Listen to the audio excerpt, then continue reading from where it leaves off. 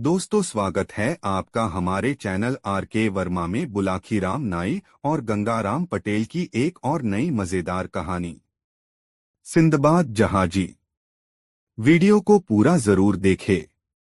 दोस्तों, गंगाराम पटेल और बुलाखीराम नाई फिर एक नए नगर में पहुंचे और उस नगर में ही रात्रि को विश्राम किया। इस बार भी जब बुलाखीराम को खाने का सामान लाने के लिए बाजार भेजा गया तो वह एक नया दृश्य देख आया। रात्रि को भोजन से निवृत्त होकर दोनों अपनी अपनी चारपाई पर लेटे तो बुलाखीराम ने कहा, पटेल जी, आज मैंने बाजार में देखा कि कुछ लोग बोल रहे थे, इस द्वीप के निकट कोई जहाज उसके डर से नहीं आता है, किंतु हमारी तो मौत ही हमें घसीट कर बहा ले गई थी। उन्होंने हमें एक मकान के अंदर बंद कर दिया। हमने देखा कि उस मकान के आंगन में मनुष्यों की हड्डियों का ढेर जमा है और बहुत सी मोटी लोहे की छड़ें रखी हैं। हम ये देखकर भय के कारण अचेत हो गए। बहुत देर के बाद हमें होश आया तो हम अपनी दशा पर विचार कर रोने लगे। अचानक एक दरवाजा खुला और अंदर से एक अत्यंत विशालकाय आदमी मकान के आंगन में आया। उसका शरीर ताड़ की तरह लंबा और बलिष्ठ था और मुंह किसी घोड़े की तरह था। उसके केवल एक ही आंख थी जो माथे के बीच में थी। वह आंख किसी अंगारे की तरह दहक रही थी। उसके दांत बहुत बड़े और नुकीले थे और उसके मुख से बाहर निकले हुए थे। उसका निचला होंठ इतना बड़ा था कि उसकी छाती तक लटकता था। उसके कान हाथी जैसे थे और उसके कंधों को ढके हुए थे। उसके नाखून बड़े बड़े और घुमावदार थे जैसे शिकारी जानवरों के होते हैं। हम सब उस राक्षस को देखकर एक बार फिर गश खा गए और जब हम होश में आए तो देखा कि राक्षस हम लोगों के पास ही खड़ा है और हमें देख रहा है। फिर वह हमारे और निकट आया और हम में से एक एक को उठाकर हाथ में घुमा किराकर में देख लिया, जैसे कसाई लोग बकरियों और भेड़ों को उनकी मोटाई का अंदाज लगाने के लिए देखते हैं। उस लोगों की इतनी बात सुनकर मैं वहां से आ गया। पटेल जी, ये क्या रहस्य है, बताइए। बुलाखी। बगदाद शहर में हिंदबाद हमाल नाम का एक मजदूर रहता था। वह बहुत गरीब था। रात दिन मेहनत मजदूरी करके किसी तरह अपने परिवार का गुजर बसर करता था। गर्मियों के दिन थे। दोपहर के समय सिर पर भारी गट्ठर उठाए हिंदबाद बाजार की ओर जा रहा था। तेज धूप और भीषण गर्मी के मारे वह पसीने से तर हो गया था। बेचारा बुरी तरह थक भी गया था और सोच रहा था कि कहीं कोई मुनासिब सी जगह मिले तो थोड़ा सुस्ता लूं। अचानक उसे एक आलीशान मकान दिखाई दिया। हिंदबाद उस ओर मुड़ गया। वहां पहुंचने पर उसे काफी ठंडक महसूस हुई। उसने देखा मकान के आसपास पानी का छिड़काव किया गया था। मकान के सामने अनेक हरे भरे और छायादार पेड़ थे। पेड़ों के नीचे बैठने के लिए चबूतरे बने थे। वहां पहुंचकर हिंदबाद ने राहत की सांस ली। उसने अपने सिर से गट्ठर उतारकर नीचे रख दिया और एक चबूतरे पर बैठकर वह सुस्ताने लगा। हिंदबाद चबूतरे पर बैठकर उत्सुकता से उस मकान को देखने लगा। मकान की बनावट से वह बहुत प्रभावित हुआ। उसने बगदाद में इसके पहले इतना सुंदर और भारी मकान कहीं भी नहीं देखा था। उस समय मकान में एक महफिल चल रही थी। चारों ओर इत्र गुलाब की सुगंध फैल रही थी। बीच बीच में संगीत के मधुर स्वर सुनाई दे रहे थे। जायकेदार पकवानों की खुशबू आ रही थी। रक रुक कर हंसने खिलखिलाने की आवाजें भी सुनाई दे रही थीं। हिंदबाद के मन में इस आलीशान मकान के मालिक का नाम जानने की उत्सुकता जागी। उसने सहमते सहमते दरबान के पास जाकर पूछा, भाई, यह खूबसूरत मकान किसका है? हिंदबाद का प्रश्न सुनकर दरबान को बहुत आश्चर्य हुआ। उसने कहा, तुम बगदाद में नए नए आए हो क्या? शहर के बच्चे बच्चे को मालूम है कि यह सिंदबाद की कोठी है। क्या तुमने कभी सिंदबाद का नाम नहीं सुना। ओह सिंदबाद, सिंदबाद को भला कौन नहीं जानता, पर उनकी कोठी देखने का सौभाग्य आज पहली बार मिला है, हिंदबाद ने झेंपते हुए कहा। फिर वह पेड़ के नीचे लौट आया और कुछ सोचता हुआ चबूतरे पर बैठ गया। क्षण भर बैठकर उसने आसमान की ओर देखा और अपनी किस्मत को कोसते हुए कहा, ऐ खुदा, यह तेरा कैसा अन्याय है।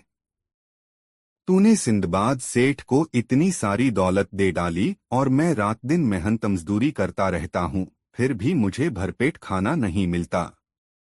आखिर मैंने क्या गुनाह किया है। वह सिंदबाद है और मैं हिंदबाद हूँ। हमारे नामों में तो मामूली फर्क है, मगर तकदीर, या खुदा, क्या यही तेरा इंसाफ है। इतना कहकर हिंदबाद जोर जोर से रोने लगा।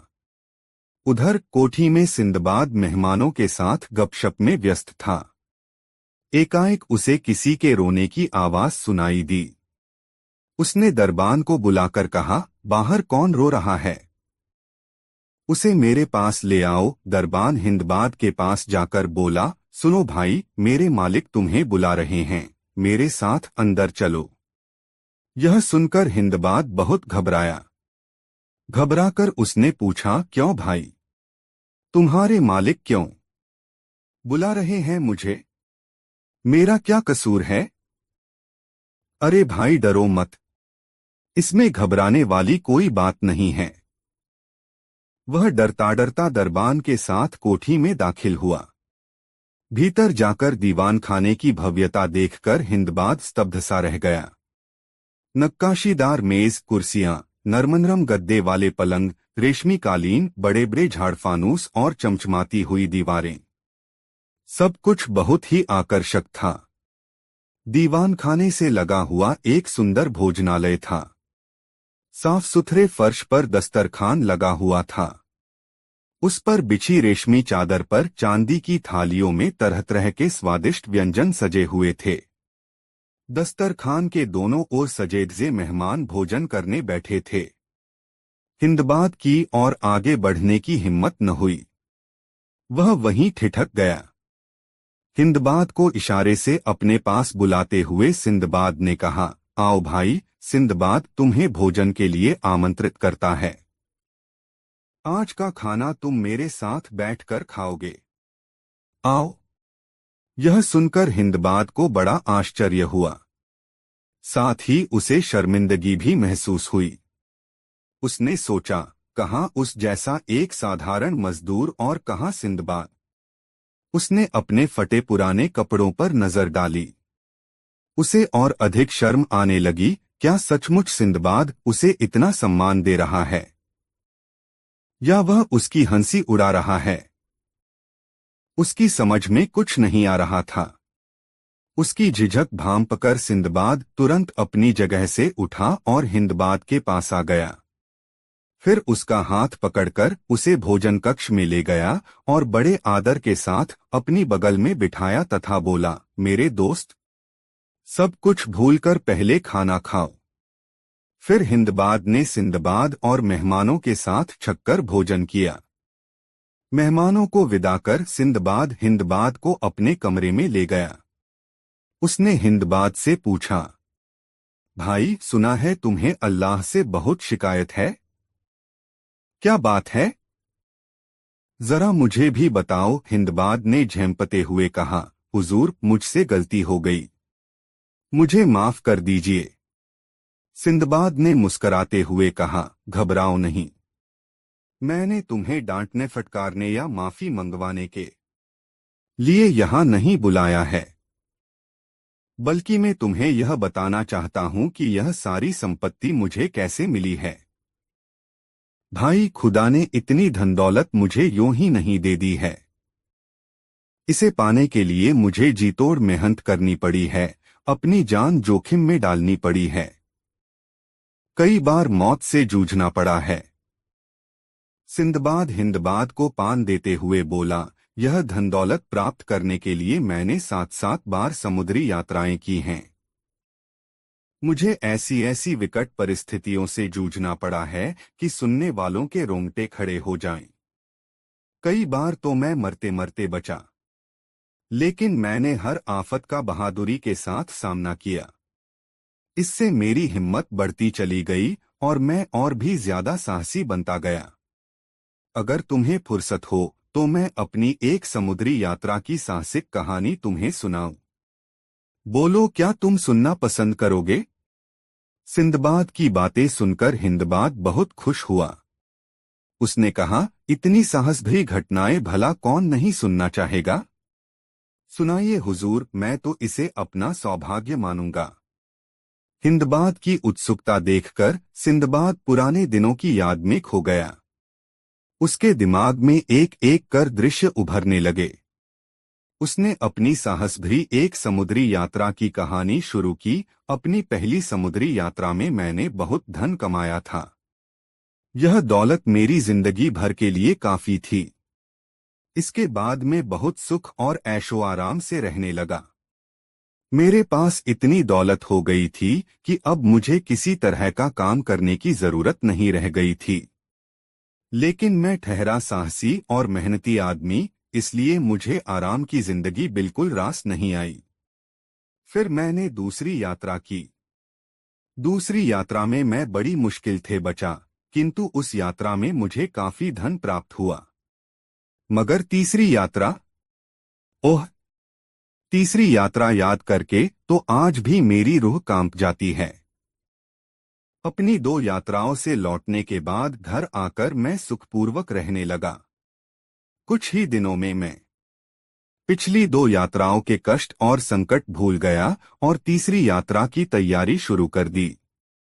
मैंने बगदाद से व्यापार की वस्तुएं लीं और कुछ व्यापारियों के साथ बसरा के बंदरगाह पर जाकर एक जहाज पर सवार हुआ। हमारा जहाज कई द्वीपों में गया, जहां पर व्यापार करके हम लोगों ने अच्छा लाभ कमाया। किंतु एक दिन हमारा जहाज तूफान में फंस गया। इसके कारण हम लोग सीधे मार्ग से भटक गए। अंत में एक द्वीप के पास जाकर जहाज ने लंगर डाल दिया और पाल खोल डाले। कप्तान ने ध्यान देकर द्वीप को देखा तो उसकी आंखों से आंसू बहने लगे। हमने इसका कारण पूछा तो उसने कहा, अब हम लोगों का भगवान ही रक्षक है, क्योंकि इस द्वीप के समीप ही जंगली लोगों के द्वीप हैं। उनके शरीर पर लाल लाल बाल होते हैं। इन वनवासियों के कारण भटके हुए जहाजियों पर बड़े बड़े संकट आए हैं। वे हम लोगों से आकार में छोटे हैं, किंतु हम उनके आगे विवश हैं। यदि उनमें से एक भी हमारे हाथ से मारा जाए तो वे हमें चोटियों की तरह चारों ओर से घेर लेंगे और हमारा सफाया कर देंगे। हम सब इस बात को सुनकर बहुत घबराए, किंतु कर ही क्या सकते थे। कुछ देर में जैसा कप्तान ने कहा था वैसा ही हुआ। जंगली लोगों का एक बड़ा समूह, जिनके शरीर छोटे छोटे थे और लाल रंग के बालों से भरे हुए थे, तट पर आया और तैरकर जहाज को चारों ओर से घेर लिया। वे अपनी भाषा में कुछ कहने लगे, किंतु वह हमारी समझ में नहीं आया। वे बंदरों की तरह आसानी से जहाज पर चढ़ गए। उन्होंने पालों को लपेट दिया और लंगर की रस्सी काटकर जहाज को किनारे पर खींच ले गए। उन्होंने हमें जहाज से उतार लिया और घसीटते हुए अपने द्वीप में ले गए। इस द्वीप के निकट कोई जहाज उनके डर से नहीं आता था, किंतु हमारी तो मौत ही हमें घसीट लाई थी। उन्होंने हमें एक मकान के अंदर बंद कर दिया। हमने देखा कि उस मकान के आंगन में मनुष्यों की हड्डियों का ढेर जमा है और बहुत सी मोटी लोहे की छड़ें रखी हैं। हम ये देखकर भय के कारण अचेत हो गए। बहुत देर के बाद हमें होश आया तो हम अपनी दशा पर विचार कर रोने लगे। अचानक एक दरवाजा खुला और अंदर से एक अत्यंत विशालकाय आदमी मकान के आंगन में आया। उसका शरीर ताड़ की तरह लंबा और बलिष्ठ था और मुंह किसी घोड़े की तरह था। उसके केवल एक ही आंख थी, जो माथे के बीच में थी। वह आंख किसी अंगारे की तरह दहक रही थी। उसके दांत बहुत बड़े और नुकीले थे और उसके मुख से बाहर निकले हुए थे। उसका निचला होंठ इतना बड़ा था कि उसकी छाती तक लटकता था। उसके कान हाथी जैसे थे और उसके कंधों को ढके हुए थे। उसके नाखून बड़े बड़े और घुमावदार थे, जैसे शिकारी जानवरों के होते हैं। हम सब उस राक्षस को देखकर एक बार फिर गश खा गए। जब हम होश में आए तो देखा कि राक्षस हम लोगों के पास ही खड़ा है और हमें देख रहा है। फिर वह हमारे और निकट आया और हम में से एक एक को उठाकर हाथ में घुमा किराकर में देख लिया, जैसे कसाई लोग बकरियों और भेड़ों को उनकी मोटाई का अंदाज लगाने के लिए देखते हैं। सबसे पहले उसने मुझे ही पकड़ा, लेकिन मुझे दुबला पतला देखकर नीचे रख दिया। फिर उसने हर एक को इसी तरह देखा और अंत में कप्तान को सबसे मोटा ताजा पाकर उसे एक हाथ से पकड़ा और दूसरे हाथ से एक छड़ उसके शरीर के आर पार कर दी। फिर उसने आग जलाई और कप्तान को भूनकर खा गया। तत्पश्चात वह अंगड़ाई लेता हुआ अंदर गया और जाकर सो गया। उसके खरटी बादल की गरज की तरह आते रहे और रात भर हमें भयभीत करते रहे। दिन निकलने पर वह जागा और घर से बाहर चला गया। हम सब अपनी दशा पर रोने लगे। हमारी समझ में नहीं आ रहा था कि उस भयंकर राक्षस में किस प्रकार प्राण बच सकते हैं। हम सबने अपने को ईश्वर की इच्छा पर छोड़ दिया। फिर मकान से बाहर निकलकर हमने फल फूल खाकर अपनी भूख मिटाई। हमने चाहा कि रात को उस मकान में न जाएं, किंतु और कोई स्थान था नहीं जहां रात बिताते। फिर राक्षस तो हमें ईंट निकालता ही था। हम उसी मकान में आ गए। कुछ रात बीतने पर वह राक्षस फिर आया। उसने फिर हम लोगों को पहले की तरह उठा उठा कर देखा और हमारे एक साथी को अन्य लोगों की अपेक्षा अधिक मोटा ताजा पाकर उसके शरीर में छड़ घुसेड़ दी और उसे भूनकर खा गया।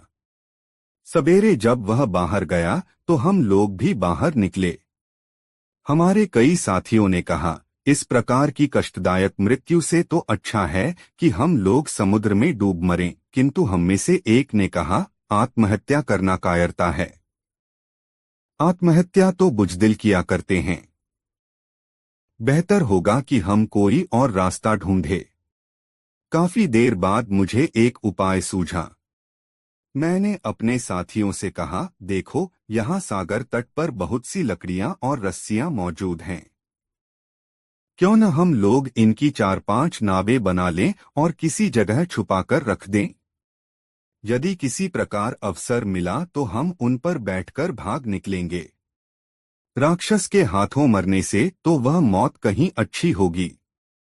मेरे सुझाव को सब लोगों ने पसंद किया।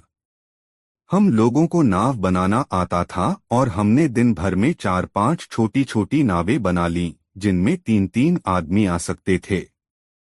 शाम को हम फिर उस मकान के अंदर गए। राक्षस ने हर रोज की तरह हम लोगों को उठा उठा कर देखा और एक हृष्ट पुष्ट व्यक्ति को सलाख में भेदकर भून दिया और खा गया। जब वह सो गया और उसके खर्राटे बहुत गहरे हो गए तो मैंने अपने साथियों को अपनी योजना बताई और सबने उस पर कार्य करना आरंभ कर दिया। वहां कई सलाखें पड़ी हुई थीं और आग अभी तक खूब जल रही थी। मैंने और 9 अन्य होशियार और साहसी लोगों ने एक एक सलाख को आग में लाल कर दिया।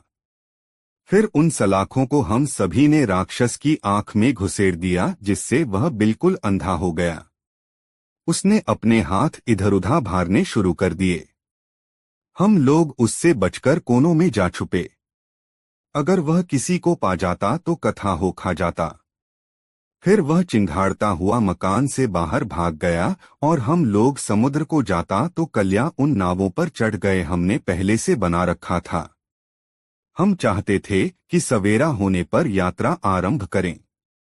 तभी हमने देखा कि 2 राक्षस उसी राक्षस का हाथ पकड़े अपने बीच में लिए आ रहे हैं, जिसे हमने अंधा किया था। कई अन्य राक्षस यसरी राक्षस का दौड़े आ रहे थे। हमने उन्हें देखते ही नावें समुद्र में डाल दी और तेजी से उन्हें खेने लगे। राक्षस समुद्र में तैर नहीं सकते थे, किंतु उन्होंने तट पर से ही बड़ी बड़ी चट्टानें हमारी और दोस्तों वीडियो को एक लाइक जरूर करें फेंकनी शुरू कर दी। केवल एक नाव को छोड़कर, जिस पर मैं और दो साथी बैठे थे, सारी नावें राक्षसों की फेंकी बट्टानों में डूब गईं। हम अपनी नाव को तेजी से खेकर दूर आ गए जहां पर उनके द्वारा फेंकी गई बट्टानें आ नहीं सकती थीं। किंतु खुले समुद्र में आकर भी हमें चैन न मिला। तेज हवा हमारी छोटी सी नाव को तिनके की तरह पानी पर उछालने लगी। 24 घंटे हम इसी दशा में रहे। फिर हमारी नाव एक द्वीप में पहुंच गई। हम लोग प्रसन्नतापूर्वक उस द्वीप पर उतरे। तट पर लगे पेड़ों से पेट भरकर फल खाने के बाद हमारे शरीरों में कुछ शक्ति आई। रात को हम लोग समुद्र के तट पर सो रहे। अचानक एक जोर की सरसराहट से नींद खुली तो मैंने देखा कि एक सांप, जो नारियल के पेड़ जितना लंबा था, हमारे एक साथी को निगल रहा है। उसने पहले हमारे साथी के शरीर को चारों ओर से कसकर तोड़ डाला, फिर उसे निगल गया। कुछ देर में सांप ने उसकी हड्डियां उगल दीं और वहां से चला गया। हम दो बचे हुए आदमियों ने बड़े दुख और चिंता में वह रात बिताई। कितनी मुश्किलों से तो हम राक्षसों से छूटे थे, तो यह मुसीबत आ गई जिससे छुटकारा ही नहीं दिखाई देता था। दिन में हमने फल खाकर गुजारा किया। शाम को हमने अपने बचने के लिए एक पेड़ खोज लिया था। रात होते ही हम उस पर चढ़ गए। मैं वृक्षों पर काफी ऊंचे पहुंच गया था, किंतु मेरा साथी उतने ऊंचे न पहुंच सका और नीचे की एक मोटी डाल पर लेट गया। सांप फिर रात को आया। पेड़ की जड़ पर पहुंचकर उसने अपना शरीर ऊंचा किया और मेरे साथी को पकड़कर निगल गया। शिकार पचाने के लिए फिर वह वहां से चला गया। मैं सारी रात भय से अधमरा रहा। सूर्योदय होने पर मैं पेड़ से उतरा और फिर कुछ फल आदि खाकर पेट भरा। मुझे विश्वास था कि आज मैं अवश्य ही उस सांप का ग्रास बनूंगा, क्योंकि उसने मुझे देख तो लिया ही था। मैंने काफी सोच विचार के बाद यह तरकीब निकाली कि पेड़ के चारों ओर ढेर सारी कंटीली झाड़ियां रख दीं और ऊपर भी कांटों की ऐसी ओट कर ली कि किसी को दिखाई न दूं। रात को फिर वही सांप आया। वह झाड़ियों के कारण पेड़ की जड़ तक न पहुंच पाया, किंतु सारी रात पत लगाए बैठा रहा। सवेरा होते ही वह चला गया। मुरेश को जागने और जान जाने के भयन तथा रात भर सांप की फुफकार सुनने से इतना अशक्त और रिश्तों कोया था कि समुद्र में कूदकर प्राण त्यागने की सोचने लगा। इसी इरादे से मैं समुद्र तट पर पहुंचा, किंतु सौभाग्यवश किनारे से कुछ ही दूर पर एक जहाज दिखाई दिया। मैंने चिल्ला चिल्लाकर आवाज देना और पगड़ी को हवा में हिलाना शुरू कर दिया। जहाज में लोगों ने मुझे देखा और कप्तान ने एक नाव भेजकर मुझे जहाज पर चढ़ा लिया। वे लोग मुझसे पूछने लगे, मैं उस द्वीप में कैसे पहुंचा? एक बूढ़े आदमी ने कहा, मुझे आश्चर्य है कि तुम जीवित किस तरह बचे हो। मैत्र तो सुना है कि इन द्वीपों में नरभक्षी राक्षस रहते हैं, जो आदमियों को भूनकर खा जाते हैं। इसके अलावा यहाँ विशालकाय सर्प भी हैं, जो दिन में तो गुफाओं में सोते रहते हैं और रात में शिकार के लिए निकलते हैं। अगर कोई आदमी उन्हें दिखाई पड़ जाता है तो वे उसे निगल जाते हैं। मैं उनकी बातों का उत्तर न दे सका, क्योंकि भूख और रातों को जागने के कारण निढाल हो रहा था। उन्होंने मुझे भोजन कराया और चूंकि मेरे वस्त्र तार तार हो रहे थे, इसलिए एक जोड़ा कपड़ा भी मुझे दिया। फिर मैंने विस्तार पूर्वक अपनी विपत्तियों का वर्णन किया और बताया कि किस प्रकार में राक्षस सांप से बच पाया। सबने कहा, तुम पर भगवान की बड़ी कृपा है, जिससे जीवित बचे रहे। हम लोगों का जहाज सिलहट द्वीप में पहुंचा, जहां चंदन होता है, जो बहुत सी दवाओं में डाला जाता है। जहाज ने वहां लंगर डाला और व्यापारीगण अपना सामान लेकर द्वीप पर क्रय विक्रय करने के लिए उतर गए। कप्तान ने मुझसे कहा, भाई तुम बगदाद के निवासी हो। वहां के एक व्यापारी का बहुत सा माल बहुत दिनों से मेरे जहाज में पड़ा है। तुम उसकी गठरियां ले जाकर उसके स्त्री बच्चों को दे देना। मैं चिट्ठी लिख दूंगा तो वे लोग तुम्हारी लदान की मजदूरी दे देंगे। मैंने उसको धन्यवाद दिया कि उसने मुझे इस लायक समझा। उसने अपने मुंशी से कहा, उस व्यापारी का माल मुझे सौंप दे। लिपिक ने पूछा, उस व्यापारी का नाम क्या है? तो कप्तान ने बताया कि माल का मालिक सिंदबाद जहाजी था। मुझे इस बात पर इतना आश्चर्य हुआ कि मैं हैरानी से कप्तान का मुंह देखने लगा। कुछ देर बाद मैंने पहचाना कि मेरी दूसरी यात्रा में भी जहाज का कप्तान यही था। उस द्वीप पर मुझे सोता हुआ छोड़कर मेरे साथी जहाज पर चले गए थे और सभी ने समझ लिया था कि मैं कहीं मरखप गया हूँ।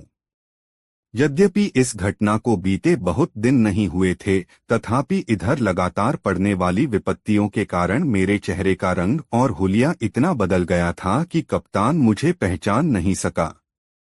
फिर भी मैंने पुष्टि करनी चाहिए और कप्तान से पूछा कि यह सामान सचमुच सिंदबाद जहाजी का है।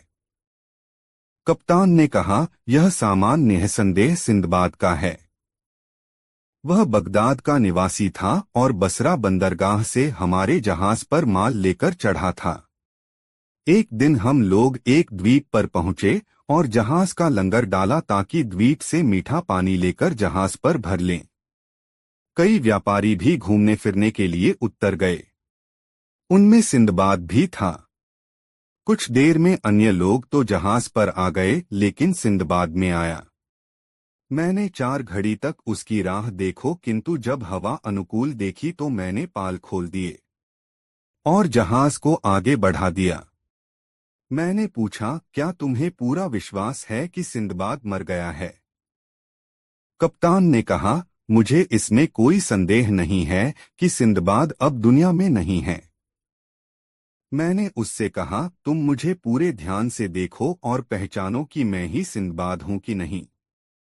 हुआ यह था कि द्वीप पर उतरकर मैं एक सोते के निकट खा पीकर गहरी नींद में सो गया था। मेरे साथियों ने मुझे जगाया ही नहीं। शायद उन्हें यह मालूम भी न था कि मैं कहाँ सो रहा हूँ। जब मेरो आंख खुली और मैं समुद्र तट पर पहुंचा तो देखा कि तुम्हारा जहाज दूर चला गया है। कप्तान ने यह सुनकर मुझे ध्यानपूर्वक देखा और मुझे पहचान गया।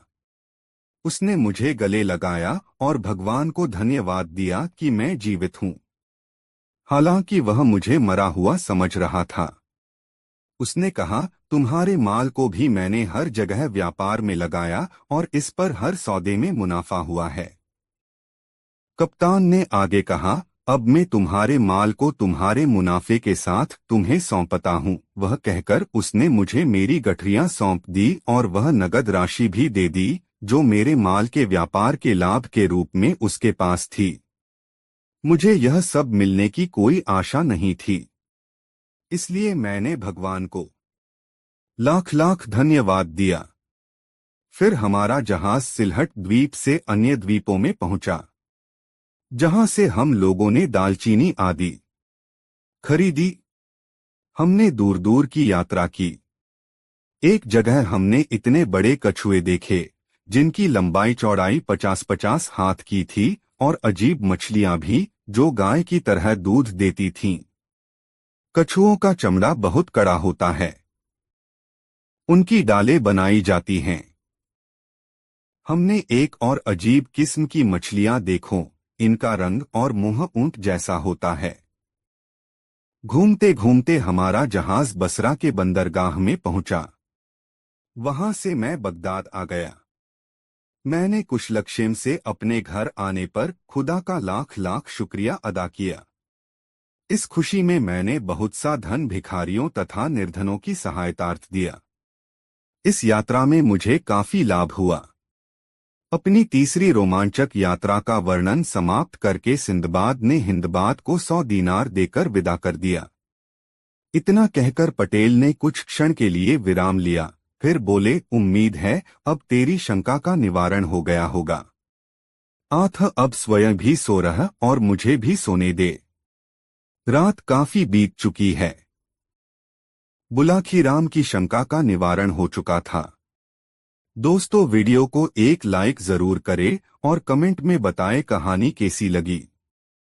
दोस्तों, यात्रा में गंगाराम पटेल और बुलाखीराम नाई फिर एक नए नगर में पहुंचे और उस नगर में ही रात्रि को विश्राम किया। इस बार भी जब बुलाखीराम को खाने का सामान लाने के लिए बाजार भेजा गया तो वह एक नया दृश्य देख आया। रात्रि को भोजन से निवृत्त होकर दोनों अपनी अपनी चारपाई पर लेटे तो बुलाखीराम ने कहा, पटेल जी, आज मैंने बाजार में देखा कि एक आदमी पागलों सी हरकतें कर रहा था। मैं बादशाह था, मैं महल में सो रहा था। जब मेरी आंख खुली तो मैंने देखा कि वह राजमहल के बजाय अपने घर में पलंग पर लेटा हुआ है। यहाँ न कोई राजसी ठाट बाट था और न ही उसकी राजसी पोशाक। अब एक बार फिर उसका दिमाग चकरा गया। मैं राजमहल की दासियों का नाम ले लेकर पुकारने लगा, मगर वहां भला दासियों कहाँ थीं? उसकी आवाज सुनकर मेरी माँ दौड़ी हुई आ पहुंची। क्या बात है बेटे, तू किसे बुला रहा है? ए बुढ़िया, तूने मुझे अपना बेटा कहने की हिम्मत कैसे की? तू कौन है? यहाँ कैसे आई? मैंने उसे गुस्से से डांटते हुए कहा।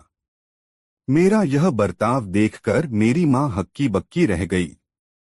बोली, बेटे अबू, मैं तेरी माँ हूँ बेटा। तू तो मुझे पहचान भी नहीं रहा है, क्या बात है?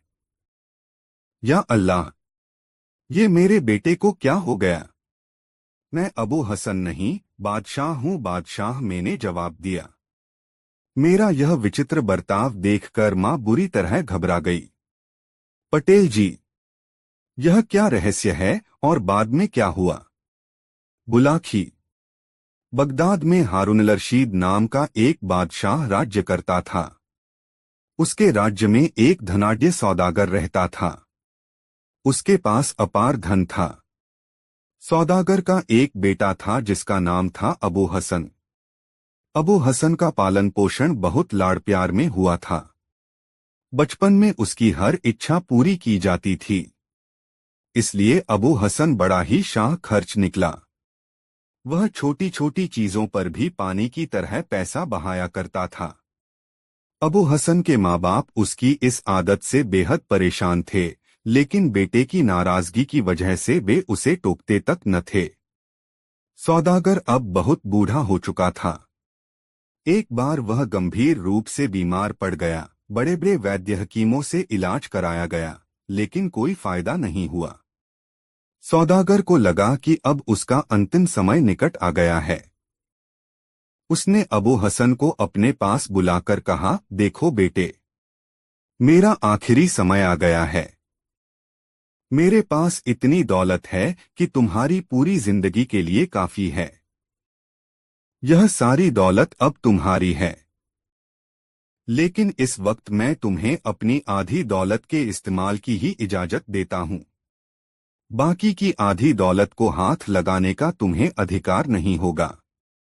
इसे मेरी अमानत मानकर तुम्हें इसकी हिफाजत करनी होगी। अबू हसन सिर नीचा किए पिता की बातें सुनता रहा। उसके मुंह से एक शब्द भी नहीं निकला, लेकिन वह यह बात अवश्य सोच रहा था कि आखिर पिता ने उसे आधी दौलत से वंचित क्यों रखा। खैर, कुछ समय बाद अबू हसन के पिता की मृत्यु हो गई। पिता की इच्छा के अनुसार अबू हसन को आधी दौलत अमानत के रूप में सुरक्षित रखनी पड़ी। बाकी की आधी दौलत उसने अपने कब्जे में ले ली। अब इस दौलत को वह मनमाने ढंग से खर्च करने लगा। अबू हसन के पिता की मृत्यु के बाद सारी दौलत अबू हसन के हाथ में आई देख उसके स्वार्थी मित्रों की तो जैसे लॉटरी ही निकल आई। वे अबू हसन के और नजदीक आ गए। उसकी दौलत के बल पर वे गुलछरे उड़ाने लगे। अबू हसन को इन खुशामदी और निठल्ले मित्रों की संगति बहुत भाती थी। वे उसकी झूठी तारीफों के पुल बांधते और अबू हसन उन पर दिल खोलकर पैसा खर्च करता। नतीजा यह हुआ कि कुछ ही समय में उसके हिस्से की सारी दौलत हाथ से निकल गई। अब उसके पास फूटी कौड़ी भी नहीं बची। अबू हसन के मित्र बड़े ही स्वार्थी और चालाक थे। उन्हें यह भांपते देर न लगी कि वह कंगाल हो चुका है। परिणामस्वरूप वे उससे कतराने लगे। आते जाते कहीं दिखाई दे जाते तो मुंह फेर लेते, जैसे वे अबू हसन को पहचानते तक न हो। अबू हसन स्वार्थी मित्रों के इस तरह के व्यवहार से बहुत दुखी हुआ। धीरे धीरे उसे अपने सभी दोस्तों की असलियत मालूम हो गई। अब उसे अपनी भूल का एहसास हुआ और वह पछताने लगा। अब पछताने से क्या होता। अब वह उदास रहने लगा। वह कुछ समझ नहीं पा रहा था कि क्या करे। उसका दुख और उदासी दिन पर दिन बढ़ती ही जा रही थी। पिता की आधी दौलत जो अमानत के रूप में उसके पास थी, उसे वह हाथ नहीं लगा सकता था। जब वह बहुत अधिक परेशान हो गया तो एक दिन उसकी माँ ने उसे समझाया, बेटा जो हो गया उसे भूल जाओ। अपनी बर्बादी के तुम खुद जिम्मेदार हो। तुमने बिना सोचे समझे अपनी दौलत अपने निठल्ले दोस्तों पर उड़ाकर भारी भूल की है। तुम्हारे वे दोस्त अब कहीं दिखाई नहीं देते। वे तुम्हारे अच्छे दिनों के साथी थे। उन्हें तुम्हारी दौलत से प्यार था, तुमसे नहीं। मगर अब तुम्हें संभल जाना चाहिए। अभी तुम्हारे पास आधी दौलत बची हुई है। इस दौलत का उपयोग अब समझदारी से करो। इसे व्यापार धंधे में लगाओ और अपने उन स्वार्थी मित्रों को बिल्कुल भूल जाओ। माँ की बात सुनकर जहाँ एक ओर अबू हसन की चिंता कम हुई, वहीं उसे आश्चर्य भी हुआ। उसने कहा, मगर माँ, जिस दौलत का तुम जिक्र कर रही हो वह तो मेरे पास पिता की अमानत है। आपके सामने ही उन्होंने कहा था कि मुझे उस दौलत को खर्च करने का अधिकार नहीं है। अब भला उस दौलत को मैं कैसे इस्तेमाल कर सकता हूँ। बेटे, तेरे पिता जीवन भर तेरे शाहखर्चों से त्रस्त रहे, लेकिन चूंकि तू हमारा इकलौता बेटा है और कहीं तू नाराज न हो जाए, इसलिए वे तुझे टोकते नहीं थे। मगर वे जानते थे कि उनकी मृत्यु के बाद भी तेरी यह आदत नहीं बदलेगी, और यदि वे तुझे पूरी दौलत दे जाते तो सारी दौलत खत्म होने के बाद ही तुझे अपने दोस्तों की असलियत पता चलती। इसीलिए वे तुझे आधी दौलत दे गए थे ताकि ठोकर खाने के बाद जब तू सब ओर से निराश हो जाए तो बाकी बची आधी दौलत तुझे सहारा दे। अब तुझे बहुत संभल कर चलना होगा। अगर इस धन को पाकर भी तूने वैसे ही दोस्तों का साथ पकड़ा तो तू स्वयं समझ सकता है कि तेरी क्या स्थिति होगी। अबू हसन की आंखें खुल गईं। उसने माँ की बात गांठ बांध ली। उसने निश्चय किया कि अब वह एक भी पैसा निरर्थक खर्च नहीं करेगा और बाकी बची हुई दौलत को सिर्फ व्यापार में ही लगाएगा। वह अपने व्यवसाय में जुट गया और मन लगाकर काम करने लगा। लेकिन स्थिति संभलते ही अब फिर से अबू हसन को अकेलापन खटकने लगा। मगर अपने पुराने दोस्तों को वह एक पल के लिए भी अपने करीब नहीं आने देना चाहता था। उसने इसका एक तरीका सोचा। उसने प्रतिदिन एक अतिथि को अपने घर भोजन कराने का नियम बना लिया। वह रोज शाम को बाहर घूमने जाता। राह में उसे जो भी पहला व्यक्ति, धनी या फकीर, मिल जाता उसे वह अपने घर ले आता। उसकी खूब आवभगत करता और स्वादिष्ट भोजन कराता। रात को उससे दिल भर कर बातें करता और सुबह सम्मान के साथ उसे विदा कर देता। एक दिन शाम के समय अबू हसन टाइग्रिस नदी के पुल पर से गुजर रहा था। तभी उसकी नजर एक यात्री पर पड़ी। टहलते टहलते अबू हसन उसके पास पहुंचा और उससे अपना अतिथि करने का आग्रह किया। यात्री ने पूछा, भाई, तुम मुझे अपना अतिथि क्यों बनाना चाहते हो? अबू हसन ने कहा, भाई, मेरा यह रोज का नियम है। मैं रोज एक व्यक्ति को अपना अतिथि बनाता हूँ। उसकी सेवा करके मुझे खुशी होती है। आज मैं आपको अपना अतिथि बनाना चाहता हूँ। यात्री अबू हसन के विचार जानकर बहुत खुश हुआ। उसने अबू हसन का आग्रह स्वीकार कर लिया। असल में वह यात्री कोई और नहीं बल्कि बादशाह हारून अल रशीद थे। उस समय वे भेष बदलकर प्रजा के सुख दुख जानने के लिए निकले थे। अयू हसन उन्हें अपने घर ले आया। उसने उनका मन से आदर सत्कार किया और उन्हें स्वादिष्ट भोजन कराया। रात को दोनों ने खूब गपशप की। सोने का समय हुआ तो अतिथि ने अबू हसन से कहा, भाई अबू, मैं तुम्हारी सेवा से बहुत खुश हूँ। इस मेहमानवाजी के लिए मैं तुम्हारा आभारी रहूंगा। सवेरे तो मैं यहाँ से चला जाऊंगा, लेकिन तुम मुझसे कुछ मांगना चाहो तो शौक से मांग सकते हो। अबू हसन मुस्कराने लगा। उसने कहा, देखिए, मेरे पास सब कुछ है।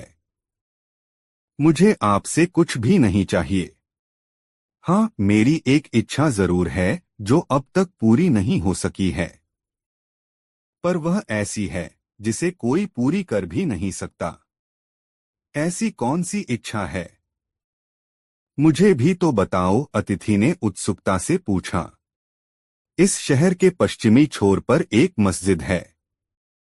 इस मस्जिद के आसपास बहुत सारे निठल्ले जमा रहते हैं। ये बहुत दुष्ट हैं।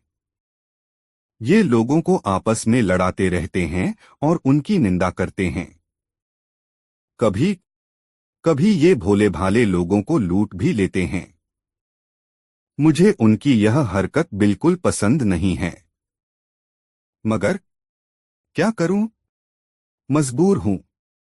यदि मुझे एक दिन के लिए बादशाह बना दिया जाए तो इन निठल्लों को ठिकाने लगा दूं। 100 कोड़े लगवाऊं इन बदमाशों की पीठ पर, अबू हसन ने तमतमाते हुए कहा। अबू हसन की बातें सुनकर अतिथि मुस्कराने लगा। उसने कहा, भाई, इरादे तो तुम्हारे बहुत नेक हैं, मगर खुदा पर भरोसा रखो, नेक बंदों की आवाज वह जरूर सुनता है। मैं भी खुदा से अर्ज करूंगा कि वह तुम्हारी इच्छा अवश्य पूरी करे। अतिथि ने अबू हसन से 2 गिलास शरबत मंगवाने का आग्रह किया। अबू हसन ने तुरंत एक सेवक को आदेश दिया। सेवक तुरंत 2 गिलास शरबत लेकर हाजिर हो गया। अतिथि ने अबू हसन की आंख बचाकर एक गिलास के शरबत में नींद की दवा मिला दी और उसे अबू हसन को पीने के लिए दे दिया। दूसरे गिलास का शरबत वह खुद पी गया। दवा मिला शरबत पीते ही अबू हसन की आंखें झपकने लगीं। थोड़ी ही देर में वह गहरी निद्रा में सो गया। अबू हसन के घर के बाहर खड़ा बादशाह का नौकर बादशाह के बाहर निकलने का इंतजार कर रहा था। बादशाह ने उसे बुलाकर अबू हसन की ओर इशारा करते हुए कहा, इसे उठाकर महल में ले चलो। इस मकान और गली को अच्छी तरह पहचान लो। बाद में तुम्हें इसे लेकर फिर यहाँ आना होगा। नौकर अबू हसन को उठाकर राजमहल ले आया। बादशाह ने उसे हुक्म दिया, इसे ले जाकर मेरे पलंग पर लिटा दो और इसको यह पोशाक उतारकर मेरी राजसी पोशाक दिया। सुइसे नौकर ने तुरंत सुल्तान के आदेश का पालन किया। उसने अबू हसन के कपड़े उतारकर उसे बादशाह के राजसी वस्त्र पहना दिए। बादशाह ने अन्य नौकरों, सुरक्षा सैनिकों तथा दासियों को भी हिदायत दी, देखो, कल सुबह जब यह नींद से जागे तो इसको बादशाह की तरह खातिर होनी चाहिए। कहीं भी कोई काकासा चाहिए। इसके साथ ठीक वैसा ही बर्ताव किया जाए जैसा तुम लोग मेरे साथ करते हो। इसे जो चीज चाहिए तुरंत हाजिर किया जाए। इसके हर हुक्म का तुरंत पालन किया जाए। राजमहल के सभी कर्मचारियों ने बादशाह को यह आश्वासन दिया कि कहीं कोई कमी नहीं आने दो जाएगी। सुबह अबू हसन की नींद खुली तो उसे बहुत अचंभा हुआ। उसने कमरे में हर ओर नजर डाली। खुद को सजे धजे विशाल राजसी कक्ष में पाकर उसका सिर चकराने लगा। वह आंखें फाड़ फाड़ कर इधर उधर देखने लगा। कमरे की दीवारों पर तरह तरह के सुंदर व कलात्मक चित्र, छत से लटकते हुए सुंदर झाड़फानूस, चमकदार रंग बिरंगे फर्श, नक्काशीदार सुनहरा पलंग, गद्देदार रेशमी बिछौना। आसपास खड़ी सुंदर दासियां, राजसी पोशाक, गले में मोतियों की माला, उंगलियों में तरह तरह के रंगों के रत्नों की अंगूठियां, पास में रखा हुआ रत्नजड़ित सोने का मुकुट देखकर अबू हसन अवाक रह गया। उसने आईने में अपनी शक्ल देखी तो उसने अपना पूरा हुलिया बदला हुआ पाया। उसकी समझ में कुछ नहीं आ रहा था। तभी एक दासी सहमते हुए उसके पास आई। उसने आदाब बजाते हुए अबू हसन से कहा, जहां पनाह, नमाज अदा करने का समय हो गया है। चलिए नमाज अदा कर लीजिए। अबू हसन की कुछ समझ में नहीं आ रहा था कि वह कहाँ आ गया है। उसके मन में तरह तरह के सवाल उठ रहे थे। मैं कहाँ आ गया हूँ? यह राजमहल किसका है? ये सुंदर सुंदर दासियां कौन हैं? ये मुझे जहां पनाह क्यों कह रही हैं? कहीं मैं कोई सपना तो नहीं देख रहा। तभी एक अन्य सेवक कमरे में दाखिल हुआ।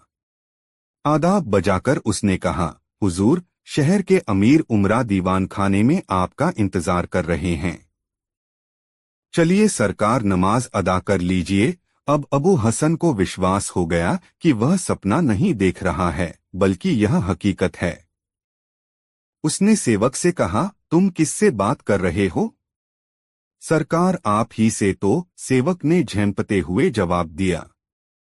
मैं कोई सरकार वरकार नहीं हूँ, अबू हसन ने चिढ़ते हुए कहा। यह कैसे हो सकता है जहां पनाह? सेवक बोला।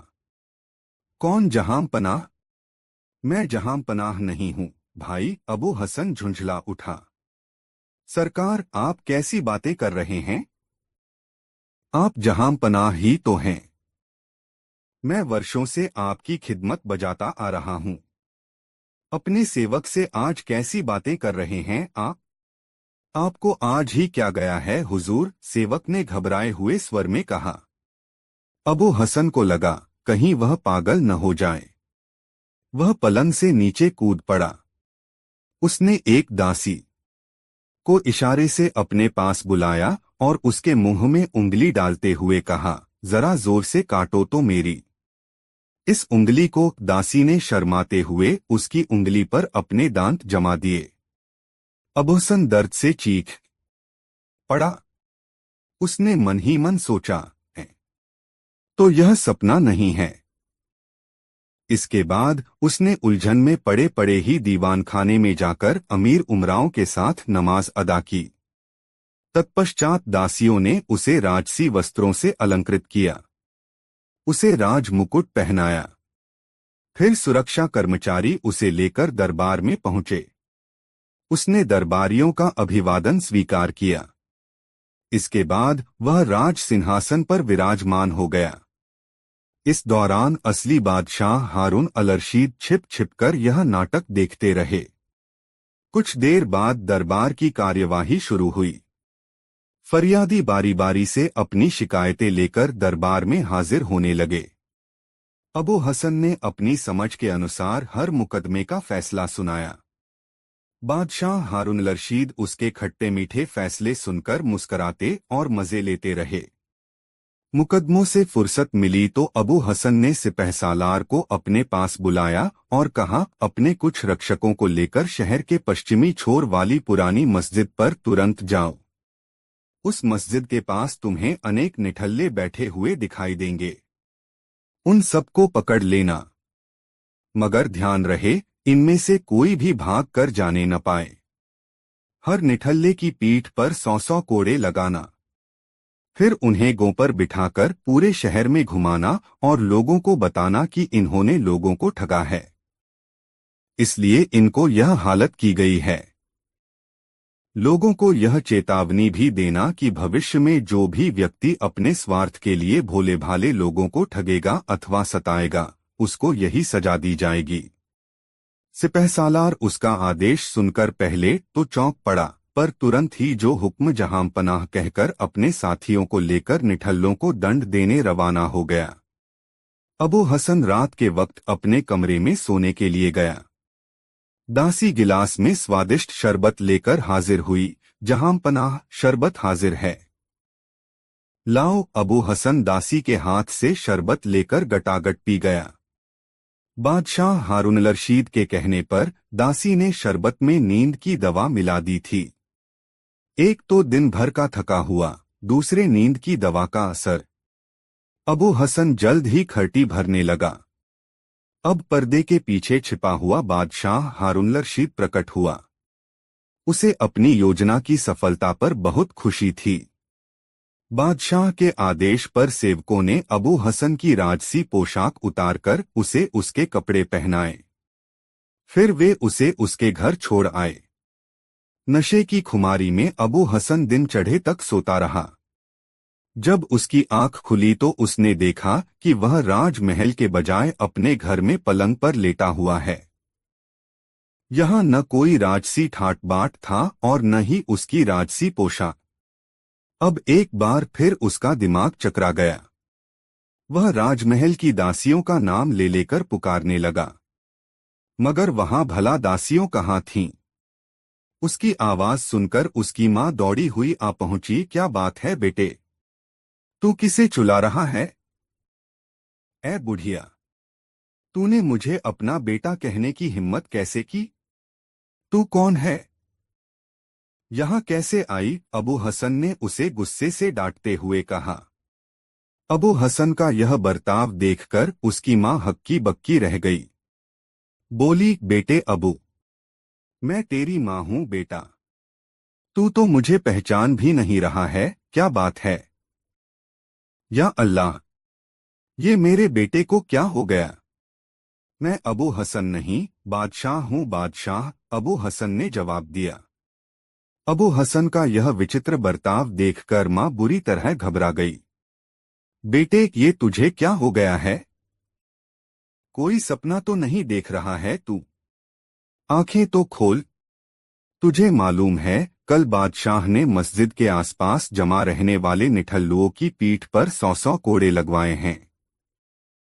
बादशाह के प्रमुख रक्षक ने उन्हें गधों पर बिठाकर पूरे शहर में घुमाया है। उसने लोगों को यह चेतावनी भी दी है कि भविष्य में जो भी व्यक्ति भोले भाले लोगों को ठगेगा, उसकी यही हालत की जाएगी। उन्हें कोड़े लगाने का हुक्म मैंने ही दिया था, अबू हसन बड़बड़ाता हुआ बोला। अबू हसन की माँ उसकी बातें सुनकर घबरा गई। वह अपना सिर पकड़कर जोर जोर से रोने लगी। हे खुदा, ये सब क्या हो रहा है? लगता है या तो मेरा अबू पागल हो गया है या किसी ने इस पर कुछ करवा दिया है। हे खुदा, अब मैं क्या करूं? अबू की माँ का रोना धोना चल ही रहा था कि बादशाह हारून रशीद भी वहां आ पहुंचा। उसने अबू हसन की माँ को दिलासा देकर किसी तरह उसे शांत किया। फिर अबू हसन की माँ से बोला, माँ जी, कल आपने अपने घर में जिस मेहमान की खातिरदारी की थी वह मैं ही था। मैं बगदाद का बादशाह हारून रशीद हूँ। आपके बेटे ने मेरी जो खातिरदारी की थी उससे मैं बहुत प्रभावित हुआ था। आपके बेटे की इच्छा एक दिन के लिए बादशाह बनने की थी। मैंने उसकी यह इच्छा पूरी कर दी। मैंने उसे कल एक दिन का बादशाह बनने का अवसर दिया था। एक दिन की बादशाहत में उसने मेरी कितनी सारी समस्याएं हल कर दीं। इसलिए मैं अबू हसन को व्यक्तिगत रूप से धन्यवाद देने के लिए यहाँ आया हूँ। अब अबू हसन को सारा माजरा समझ में आ गया। उसने कहा, माँ, मुझे माफ कर दो। मैंने अनजाने में तुम्हारे साथ बहुत बुरा सलूक किया। बेटे को होश में आया देखकर अबू हसन की माँ की जान में जान आ गई। उसने उसे सीने से लगा लिया और खुशी के मारे रोने लगी। कहानी का समापन करते हुए गंगाराम पटेल ने बुलाकी नाई से कहा, बुलाकी राम, आज तू जिस दृश्य को देखकर आया था वह दृश्य उसी समय का था। अब बता, तेरी जिज्ञासा शांत हुई या नहीं? हो गई पटेल जी, बुलाकी बोला, आप तो जैसे अंतर्यामी हैं। सारी कहानी का खाका मेरी आंखों के सामने ऐसे नाच उठा जैसे यह घटना मेरे सामने ही घटित हुई हो। बस तो फिर अब सो जा। यह कहकर गंगाराम ने आंखें मूंद लीं। कुछ ही देर में बुलाखीराम नाई के भी खर्राटे वहां गूंजने लगे। दोस्तों, गंगाराम पटेल बुलाखीराम नाई की यह मजेदार कहानी आपको कैसी लगी कमेंट बॉक्स में जरूर बताएं। ऐसी और नई मजेदार कहानी सुनने के लिए हमारे चैनल आर.के. वर्मा को सब्सक्राइब जरूर कर लें और यह वीडियो अपने मित्रों के साथ जरूर शेयर करें। वीडियो देखने के लिए धन्यवाद।